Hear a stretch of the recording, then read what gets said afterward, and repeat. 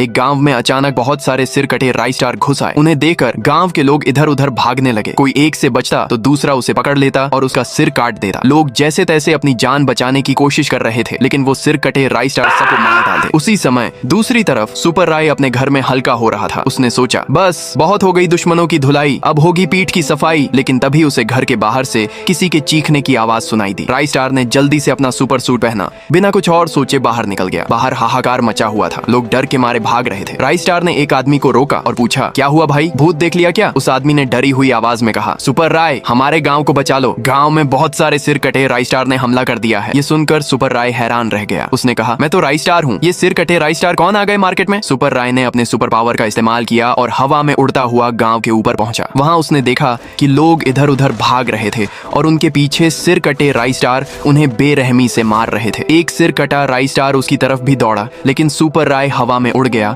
और गांव के सबसे बड़े घर की छत पर जाकर खड़ा हो गया। वहां से उसने देखा कि सिर कटे राई स्टार लोगों को बेरहमी से मार रहे थे। सुपर राय को समझ नहीं आ रहा था कि क्या करे। तभी उसके दिमाग में प्रोफेसर टंग टंग का ख्याल आया। सुपर राय बिना वक्त गंवाए हवा में उड़ा और कुछ ही देर में प्रोफेसर टंग टंग की लैब में पहुंच गया। लेकिन वहां का हाल और भी बुरा था। सारे लोग मरे पड़े थे, मशीनें टूट चुकी थीं और लैब के एक कोने में प्रोफेसर टंग टंग घायल पड़े थे। सुपर राय ने उन्हें उठाया और फौरन अस्पताल ले गया। अस्पताल में डॉक्टरों ने प्रोफेसर का इलाज किया और कुछ देर बाद वे होश में आए। सुपर राय ने पूछा, प्रोफेसर टंग टंग आपकी लैब में क्या हुआ? सारे लोग कैसे मर गए? प्रोफेसर ने गहरी सांस लेते हुए कहा, राय स्टार मुझसे बहुत बड़ी गलती हो गई। फिर उन्होंने पूरी कहानी बताई। कुछ दिन पहले मैं मार्केट से लौट रहा था, रास्ते में भीड़ लगी थी। पास जाकर देखा तो तुम यानी सुपर राय कुछ बदमाशों को पीट रहे थे। लोग तुम्हारी तारीफ कर रहे थे। ये देखकर मेरे दिमाग में एक खतरनाक विचार आया। मैंने सोचा कि तुम्हारे जैसा एक और सुपर राय बनाऊं जो सिर्फ मेरी बात माने और लोग मेरी भी तारीफ करें। मैंने अपनी लैब में दिन रात मेहनत की और आखिरकार वह बनकर तैयार हो गया। उसे देखकर मैं खुशी से नाचने लगा, लेकिन मुझे नहीं पता था कि उसमें अभी कुछ कमी रह गई थी। अगले दिन मैंने गांव वालों को लैब में बुलाया और कहा,